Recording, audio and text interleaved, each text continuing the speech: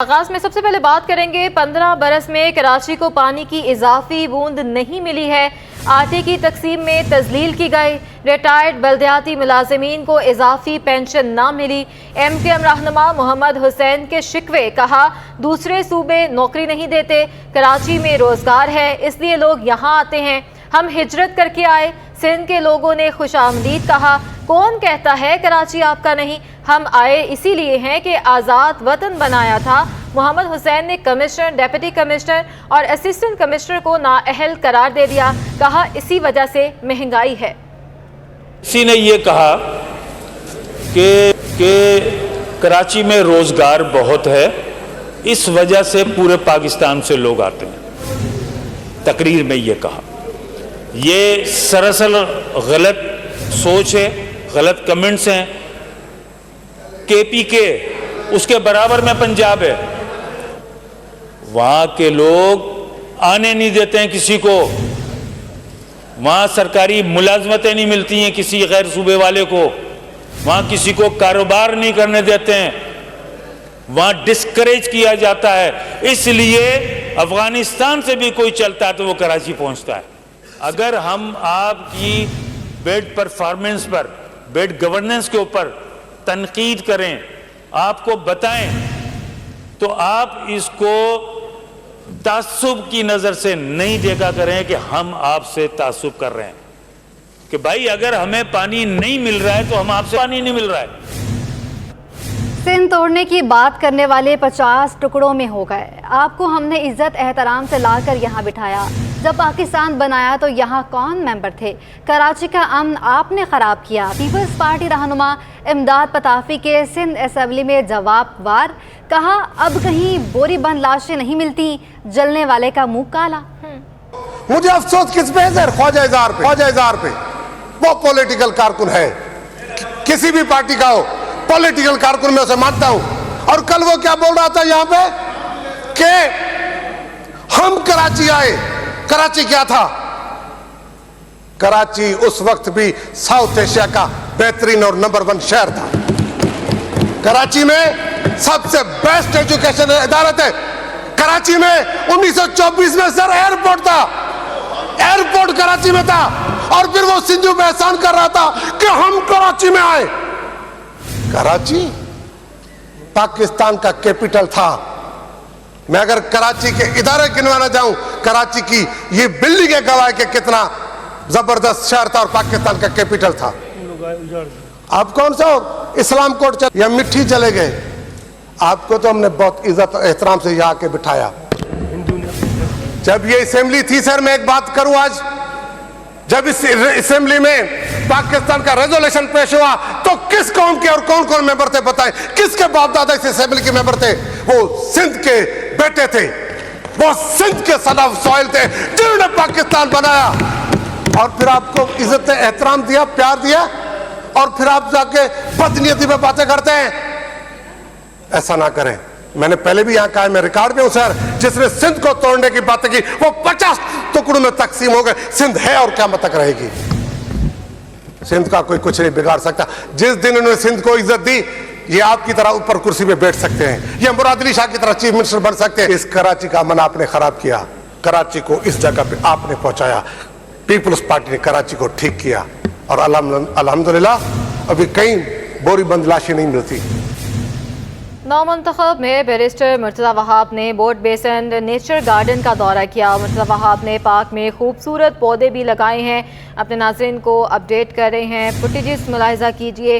Boat बेसन पर ये नेचर गार्डन है जहां पर मुर्तज़ा वहाब ने ये दौरा किया है और उन्होंने पार्क में खूबसूरत पौधे भी लगाए हैं और वहाँ लोगों को भी कहा है कि ज़रूर यहाँ पौधे लगाएं ताकि सरसर्दो शादाब जो है बाग बनाया जा सके। क्लिफ्टन में कुदरती माहौल के तहत एक और नेचुरल गार्डन का इजाफा। बैरिस्टर मुर्तज़ा वहाब ने पार्क में खूबसूरत पौधे लगाए। डिप्टी मेयर सलमान अब्दुल्ला मुराद, पीपल्स पार्टी के लियाकत आसकानी, हमायूं खान, आसिफ खान, करमुल्ला वकासी, शकील चौधरी ने भी पौधे लगाए। ये नेचर गार्डन 7 एकड़ पर मौजूद है। हाफिज नईम को बड़ा दिल करना चाहिए। मुर्तज़ा वहाब भाई हैं, उन्हें काम करने दें। गवर्नर सिंध कामरान खान टिसोरी कहते हैं कि मसला उनके आपस में मेयरशिप का नहीं, कराची का है। बहुत से मसाइल हैं, इनको हल करने की ज़रूरत है। गवर्नर सिंध का दोनों रहनुमाओं को मसाइल को घर के अंदर रखने का भी मशवरा। देखें, हाफिज़ नईमुर रहमान साहब हों या मुर्तज़ा वहाब साहब, बात यह है कि इशू इनकी आपस की मेयरशिप का नहीं है। मेरी नज़र में इशू कराची के इश्यूज़ का है। कराची कई अरसे से निगलेक्ट है। यहाँ पर जो रोड रास्ते हैं वो टूटे पड़े हैं। सेवरेज का निज़ाम बिल्कुल ही ख़त्म होने को है। कराची के अंदर बहुत ज़रूरत है कि जो शख्स भी अब मेयर मुंतखब हो गया है, हमारा भाई है मुर्तज़ा वहाब, मेरी यही बात होगी उनसे कि कराची को सामने रखें। मैं समझता हूँ हाफिज़ नईमुर रहमान साहब को बड़ा दिल करके कराची के लिए, क्योंकि उनका मुकदमा भी कराची की डेवलपमेंट है। नईमुर रहमान साहब को मैं ये कहूँगा कि वो मुर्तज़ा वहाब को फ़ोन करके मुबारकबाद दें और ये कहें कि कराची के इशूज़ को फौरी टेकअप किया जाए, यहाँ के बल्दियाती निज़ाम को मौसर बनाया जाए और नईमुर रहमान साहब उन सारे कामों को वॉच करें, नज़र रखें, कहीं गलत काम हो रहा हो उस पर बात करें, एक दूसरे को इल्ज़ाम लगाएं। सदर FPCCI ने सुपर टैक्स की शरह में इजाफे को वादे की नफी करार दे दिया है। इरफान इकबाल शेख कहते हैं कि सुपर टैक्स बिजनेस कम्युनिटी और सनतकारों के ऊपर बोझ है। सुपर टैक्स को ख़त्म करने का मुतालबा, अगर एक दूसरे की टांगें खींचेंगे तो मुल्क कैसे तरक्की करेगा। 2022 ईयर में ये वादा किया था कि सुपर टैक्स सिर्फ 1 साल के लिए लगाया जा रहा है। ये कदम इस वादे की खिलाफ वर्जी है। FPCCI का मौक़िफ़ है कि सुपर टैक्स इम्पोजिशन इन्वेस्टर्स के लिए ख़तरनाक है। साथ ही साथ हुकूमत ने कमर्शियल इम्पोर्टर्स पर जो 0.5% टैक्स रेट का इजाफा किया है, जबकि FPCCI ने रिकमेंड किया था कि कमर्शियल इम्पोर्टर्स या इंडस्ट्रियल के लिए एक जैसा टैक्स स्ट्रक्चर किया जाए, ताकि अंडर इन्वाइसिंग के नतीजे में जो क्रूशल टैक्स रेवेन्यूज़ को बचाया जाए। गवर्नमेंट ने दोबारा से 10% विद होल्डिंग टैक्स कंपनी के बोनस शेयर पर लगाया है, जिससे कॉस्ट ऑफ डूइंग बिजनेस मजीद बढ़ेगी। इनकम टैक्स के अंदर 7E सेक्शन की मद में डीम्ड रेंटल इनकम पर लगने वाला टैक्स अभी तक बरकरार है। FPCCI की तजवीज़ थी कि इसे वापस लिया जाए, क्योंकि ये अगेंस्ट द कॉन्स्टिट्यूशन है कि आपने एक चीज़ में पैसे बनाए नहीं है, आपने इनकम बनाई नहीं है, तो आप उसके ऊपर टैक्स कैसे लगा सकते हैं। इसके अलावा गवर्नमेंट ने इस बजट में IT एक्सपोर्ट पर कंसेशनरी फिक्स रेट 0.25% जारी रखा है। मैं समझता हूं कि IT हमारा वो हथियार है, ये वो ऐसा शोबा है जिसमें हम बड़ी तेज़ी के साथ उसको बेहतर कर सकते हैं। ईद उल अज़हा करीब आते ही शहरियों की बड़ी तादाद ने मवेशी मंडियों का रुख कर लिया है। लियारी बकरा पीढ़ी में बकरों की खरीदारी के लिए शहरियों और व्यापारियों के दरमियान भाव ताव का सिलसिला भी जारी है। जी बिल्कुल, शहरियों की जानिब से शिकवा किया जाता है कि इस बार जो है बहुत ज़्यादा महंगे जानवर जो हैं वो फ़रोख्त किए जा रहे हैं। हमना निसार से मज़ीद जान लेते हैं। हमना, आगाह कीजिए। जी बिल्कुल, इस वक्त मैं लियारी बकरा पीढ़ी मंडी पे मौजूद हूँ। यहाँ पर बहुत ही नस्ल के बकरे आए हुए हैं और यहाँ पे ख़रीदार जो हैं अपने ईद उल अज़हा की कुर्बानी के लिए, ख़रीदारी के लिए पहुँचे हुए हैं। हमारे साथ व्यापारी भाई मौजूद हैं, उनसे बात करेंगे। जी बताइएगा, कहाँ से आए हैं और कितने बकरे आपने लाए हैं यहाँ पे? हम अकरी से आए हैं, भिरिया से, और 150 बकरा लेकर आए थे। अभी तकरीबन 100 बकरा खड़ा हुआ है, 50 बकरे बेच दिए। अच्छा, और आपके पास बकरों के क्या कीमतों कितनी क्या कीमतें हैं आपकी? मुख्तलिफ प्राइस हैं। बकरा जो है वो मेरे पास तकरीबन 28,000 से लेकर 60,000 तक, 65,000 तक, 70,000 तक बकरा भी है। अच्छा, 2 दांत वाले बकरे आपके पास मौजूद हैं या 4 दांत वाले हैं, ये बताइएगा। तकरीबन ज़्यादातर बकरे 2 दांत वाले हैं और 4 दांत वाले भी मौजूद हैं।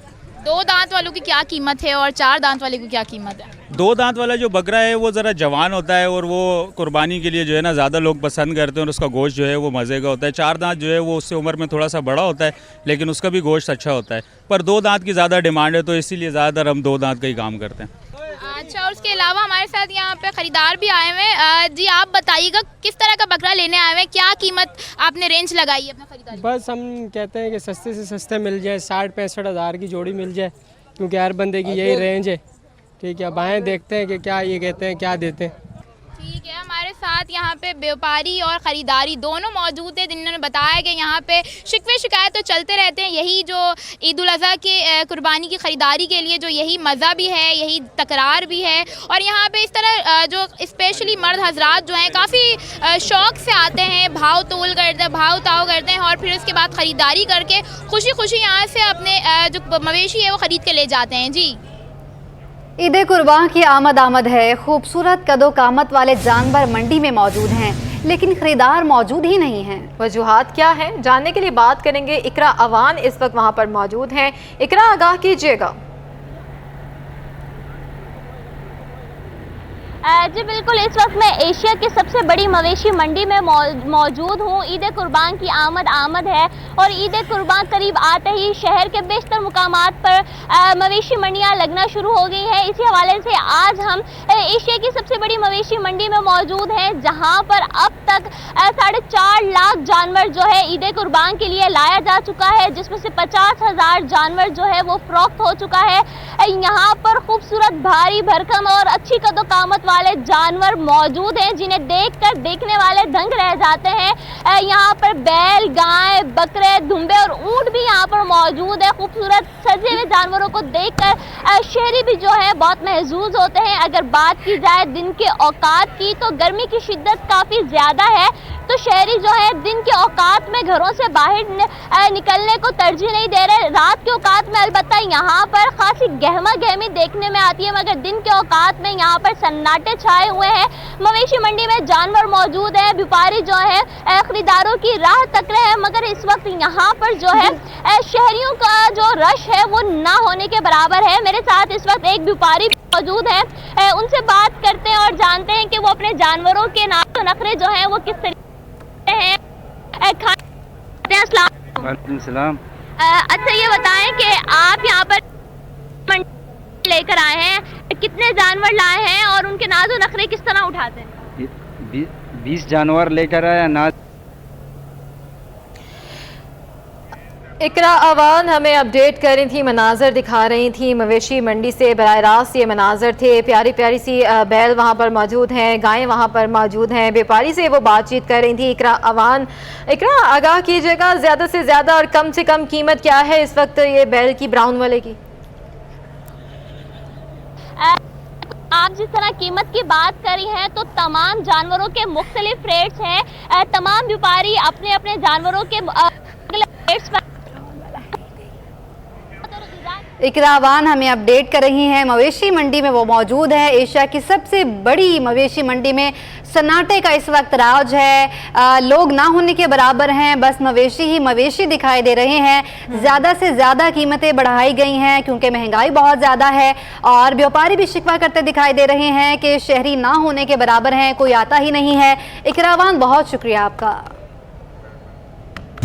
ईद उल अज़हा करीब आते ही शहर के मुख्तलिफ इलाकों में मवेशियों के चारे के स्टॉल्स लगाए जाते हैं। कुरंगी क्रॉसिंग पर भी कुर्बानी के जानवरों के चारे का स्टॉल पिछले कई सालों से लगाया जा रहा है। तफसीलात बताएंगे सैयद नुमान गुल, जो वहाँ पर मौजूद हैं। जी हाँ बिल्कुल, ईद कुर्बान करीब आते ही शहर कराची के मुख्तलिफ मुकामात पर मवेशियों के चारे के स्टॉल सजाए जाते हैं, जहाँ पर मुख्तलिफ अक़साम के जो चारे होते हैं, जो बकरों के होते हैं, जो गायों के होते हैं, ऊँट के होते हैं, वो फ़रोख्त किए जाते हैं। मैं इस वक्त मौजूद हूँ कुरंगी क्रॉसिंग पर, जहाँ पर आसिफ स्टॉल लगाया गया है और बेशतर सालों से ये लगाया जा रहा है। मेरे कैमरामैन आगा रफ़ीक आपको दिखा सकें तो ये इस वक्त कुरंगी क्रॉसिंग पर लगाए जाने वाले स्टॉल्स के मनाजिर हैं, जहाँ पर मुख्तलिफ़ अक़साम के गाय के, बकरे के चारे मौजूद हैं, जिनमें जौ मौजूद है, जिनमें चने का छिलका मौजूद है, मिक्स चारा मौजूद है। इसके साथ साथ जो घास होती है जो गाय खाती है उसे भी यहाँ पर रखा गया, उसकी मशीन भी यहाँ पर मौजूद है। इस वक्त स्टॉल का जो मालिक हैं वो मेरे साथ मौजूद हैं। सर मुझे बताइएगा ज़रा, कितना फ़र्क आया है इस साल कीमतों में गाय के चारे के हवाले से? जो चीज़ हम 50 रुपये किलो बेचा करते थे, अब वो 100 रुपये किलो है। हर चीज़ महंगी है, इसलिए ये चीज़ें सब आटे की होती हैं, तो आटे में से जो निकलती हैं तो आटा बहुत महंगा है, तो इस वजह से हर चीज़ महंगी है। अच्छा, मुझे ये भी बता दिएगा ज़रा, मुख्तलिफ़ इलाकों में स्टॉल्स लगाए जाते हैं, तो क्या कीमतों में कुछ डिस्काउंट देते हैं आप, कुछ कमी की हुई है, या उसी रेट पर है जिस पर मुख्तलिफ़ इलाकों में लगता है? हम लोगों को लगाते हुए जो है तकरीबन 20 साल हो गए इस जगह पे ठिया लगाते हुए। हम 20 रुपये किलो घास बेचते हैं, मुख्तलिफ इलाकों में 50 रुपये किलो बिक रही है अभी भी। हम 20 रुपये किलो बेचते हैं और मुनासिब रेट होते हैं हर चीज़ के हमारे पास। ठीक है, यकीनी तौर पर मुनासिब कीमतों पर इस वक्त कोरंगी क्रॉसिंग पर जो है वो गाय का चारा जो है वो फ़रोख्त किया जा रहा है। मुख्तलिफ़ इलाकों से जो करीब करीब के इलाके हैं कोरंगी क्रॉसिंग से, वहाँ से लोग इस चारे को ख़रीदने कोरंगी क्रॉसिंग के इस स्टॉल पर आते हैं। जी। नबी बख्श थाने की हदूद में फल फरोश ने पुलिस पर 75 किलो आम बिना पैसों के ले जाने का इल्ज़ाम लगा दिया। दावा किया कि SHO की मुबैना सरपरस्ती में पुलिस रोज़ 500 रुपये ले जाती है। नबी बख्श थाने के SHO ने वाक़े से लाइल्मी का इजहार कर दिया है। मज़ीद जानते हैं अनुषा जाफरी से। जी अनुषा। जी बिल्कुल, इस वक्त हम राम स्वामी में नबी बख्श थाने की हदूद में मौजूद हैं और यहाँ पर जो आम का ठेला लगाते हैं उनको भी पुलिस ने मुबैना तौर पर नहीं बख्शा है। यहाँ से ये शिकायत हमें मौसूल हुई थी कि जो आम बेच रहे हैं उनसे भी पुलिस जो है वो रोज़ के 500 रुपये लेके जा रही है नबी बख्श के SHO की सरपरस्ती के ऊपर मुबैना। ये बताइएगा कि क्या मसले मसाइल हैं पुलिस की जानिब से, कौन से थाने की पुलिस आकर जो है वो आपसे पैसे लेके जाती है? इधर की भी लेके जाती है, आराम बाग वाली लेके जाती है, यहाँ पे आते हैं ठेल आम ले जाते हैं, पैसे भी ले जाते हैं। माल लगा रहे हो ट्रक देख देते हैं आम का, बोलते हैं पैसे दो हमारे को, पैसे नहीं दो तो फिर बदमाशी करते हैं। कल भी आए थे? कल भी आए थे। आम भी लेके गए? आम भी लेके गए थे। क्या क्या लेके गए? 5 किलो आम ले गए थे, पैसे नहीं लिए थे उसने। क्या कहा था? बोले हमारे को आम दो, फिर हम नहीं देवे तो फिर बदमाशी करते, देना पड़ता है उनको। ये बिल्कुल देखिए 5-7 किलो आम मुफ्त का लेकर जाते हैं, पैसे भी नहीं देते हैं और 500 रुपये रोज़ के लेके जा रहे हैं। ये वो बच्चा है जो आम बेचकर अपनी रोजी रोटी कमाता है, लेकिन अगर पुलिस जो है वो नाजायज़ तरीके से मुबैना तौर पर पुलिस की SHO की सरपरस्ती के अंदर इस तरीके से ठेले वालों को तंग किया जाएगा तो इसके ऊपर भी जो है वो आला अफसरान को जो है नज़रसानी करने की जो है वो ज़रूरत है। हम देख रहे हैं कि इस बच्चे के मुताबिक जो है कहा यह जा रहा है रोज़ के 500 रुपये जो है वो पुलिस लेकर जाती है और मुफ्त के अंदर ये आम लेकर जाती है। इस पर जो है वो जो ज़िले के SSP हैं उनको भी इस पर नज़रसानी करने की ज़रूरत है कि अगर ऐसे वाक़यात हो रहे हैं और गरीबों से पुलिस अगर इस तरीके से नाजायज़ तरीके से जो मुबैना तौर पर पैसे और आम लेकर जा रही है तो इसके खिलाफ जो है वो कार्रवाई की जाए उस अफसरान के खिलाफ, ताकि गरीबों की रोज़ी के ऊपर हक नहीं मारा जाए। जी। अब आपको बताएं कि मारीपुर के इलाके में 1 करोड़ 60 लाख रुपए मालियत के फ्रॉड केस में गरबी की अदालत ने मुल्जिम हाशिम रजा के खिलाफ मुकदमा दर्ज करने का हुक्म दे दिया है। शहरयार सदीकी मजीद अपडेट करेंगे। जी बिल्कुल, देखिए इस वक्त मैं मौजूद हूँ सिटी कोर्ट में। माणीपुर थाने की हदूद में मुल्जिम हाशिम रजा के खिलाफ मलिक फजलुर रहमान की मुद्दत में 1 करोड़ 60 लाख रुपए मालियत के फ्रॉड का मुकदमा दर्ज करने की दरख्वास्त पर additional district and session court garbi की अदालत में आज अहम समाअत हुई। दौरान समाअत मुद्दई के वकील एडवोकेट ताहिर अवान की जानिब से अदालत को बताया गया कि मुल्जिम इससे कबल भी इसी नौयत के कई फ्रॉड जो है वो शहरियों के साथ कर चुका है। मुल्जिम खुद को जो है वो गैर मुल्की कंपनियों का नुमाइंदा ज़ाहिर करके शहरियों के साथ मुख्तलिफ नौयत के फ्रॉड करता है, जिनकी तफसील मुद्दई के वकील की जानिब से आज अदालत में पेश की गई, जिसके बाद आज जो है वो मुल्जिम के खिलाफ मुकदमा दर्ज करने का हुक्मनामा जारी किया गया है। मुद्दई के वकील एडवोकेट ताहिर अवान इस वक्त हमारे साथ मौजूद हैं। मज़ीद तफसीलात केस के मुतालिक उनसे पता करेंगे। सर बहुत शुक्रिया टाइम देने के लिए, क्या बताना चाहेंगे? सर मैं इस केस में ये बताना चाहता हूँ कि 2019 में मुल्जिम हाशिम रज़ा जो है इसने इस तरह के काफ़ी लोगों को यानी लूटा है और ये गैर मुल्की कंपनियों का कॉन्ट्रैक्टर ज़ाहिर करता है, कहीं नुमाइंदा ज़ाहिर करता है, लोगों से पैसे ले लेता है बिज़नेस के उसके पॉइंट ऑफ व्यू से, फिर वो उनको ना लौटाता है ना ही कोई उसका फिर अता पता चलता है, ये गायब हो जाता है। ये कई दफ़ा कराची शहर में इस तरह की वारदातें कर चुका था। तो अब हमारे जो मुद्दई थे इनकी तरफ से मैं पेश हुआ फजलुर रहमान साहब की तरफ से, तो इनकी तरफ से हमने यही एप्लीकेशन लगाई, कोर्ट को बताया कि ये एक आदि मुजरिम है, हैबिचुअल है, इस तरह से बहुत सारे शहरियों के साथ ये फ्रॉड कर चुका है, जिस पर कोर्ट में जब हमने दलाइल दिए तो कोर्ट ने मुकदमा दर्ज करने का हुक्मनामा जारी कर दिया है और इसमें कोर्ट ने डायरेक्शन दी है पुलिस को कि फ़ौरन इसके खिलाफ मुकदमा दर्ज करके कार्रवाई की जाए। जी बहुत शुक्रिया। सीनियर एडवोकेट ताहिर अवान हमारे साथ मौजूद थे। जिस तरीके से इनकी जानिब से बताया गया कि मुल्जिम के खिलाफ कई शहरियों की जानिब से जो है वो दरख्वास्त दायर की गई थी, लेकिन अब तक जो है वो मुकदमे का इंदराज नहीं किया गया था। बिलाखिर आज जो है वो एडवोकेट ताहिर अवान के तमाम तर दलाइल से इत्तेफाक करते हुए मौजूदा अदालत की जानिब से मुल्जिम के खिलाफ मुकदमे के इंदराज का हुक्मनामा जारी कर दिया गया है। जी। नॉर्थ नाजिमाबाद पब्लिक पार्क्स को कंस्ट्रक्शन साइट में तब्दील करने के खिलाफ दरख्वास्त की समाअत हुई। बात करेंगे मुमताज़ जमाली से। जी देखिए जी, इस वक्त मैं मौजूद हूँ सिंध हाई कोर्ट कराची में, और सिंध हाई कोर्ट कराची में नॉर्थ नाज़माबाद जो है लंडी कोतल के इलाके में पब्लिक पार्क को साइट एरिया में तब्दील करने से के खिलाफ जो है दरख्वास्त पर समाअत हुई, जिस पर अदालत ने DC सेंट्रल से जो है और दीगर से जेफको ग्राउंड तमीराती सामान को फौरी तौर पर हटाने का भी अदालत ने हुक्म दे दिया है। अदालत ने पार्क में रखी गई रेती, बजरी और दीगर सामान को फौरी तौर पर वहाँ से निकालने का हुक्म दे दिया है, जबकि अदालत ने यह भी हुक्म दिया है कि इस पार्क को फौरी तौर पर खाली कराकर आइंदा समाअत पर अदालत में जो है वो जवाब जमा कराया जाए। वकील दरख्वास्त गुजार का ये मौक़िफ़ है कि जिस इदारे ने पार्क को नुकसान पहुँचा है, पार्क की बहाली के अखराजात भी जो है वो उनसे वसूल करें। उनका यही कहना है कि 2021 में इस पार्क तक आवाम की रसाई भी जो है वो रोक दी गई थी। बाद में यहाँ पर जो है कंस्ट्रक्शन का सामान और हैवी मशीनरी लगा दी गई है, जिसकी वजह से दिन रात यहाँ पर काम हो रहा है और इलाका मकीन जो है उनको शदीद मुश्किलात का सामना करना पड़ रहा है। लिहाजा अदालत ने इस दरख्वास्त की जो मज़ीद समाअत है वो 8 अगस्त तक मुलतवी कर दी है।